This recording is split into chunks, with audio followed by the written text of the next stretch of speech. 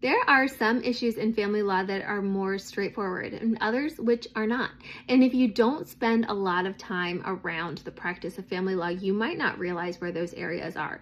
And today I want to talk about support for adult disabled children.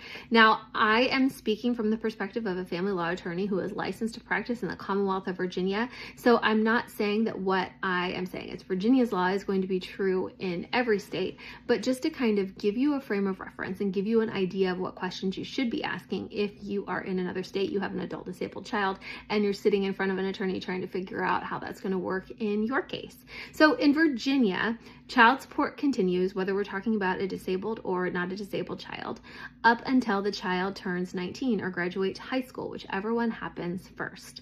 If your child is disabled and you have a child support order before that point, it is going to be easier to continue child support past the date that they turn 19 or graduate from high school if it already exists. If you are, say, getting divorced later and your adult disabled child is 25, you're going to have a much harder time getting a child support order in place. You probably, because of the way the statute's written, because it's designed to benefit minors, you probably won't be successful at all. And part of the reason is just the way the statute is written. This is intended to be something to benefit minor children while the parents have an obligation to maintain and support them into adulthood. And it's also partially because at that point, technically, disability is supposed to be something that triggers. Now, that's something you can pursue while your child is a minor, but it's also something you could pursue once your child reaches adulthood. So you're probably wanting to look at both of these options. You probably want to talk to a family law attorney about the likelihood of continuing a child support order or getting a new child support order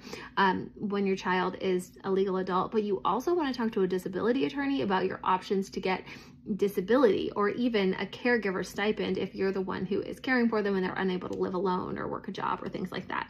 So there are multiple options that you can look into, and you definitely want to be sure that you're asking the right questions to make sure that both you and your adult disabled child are as supported as possible throughout the years to come.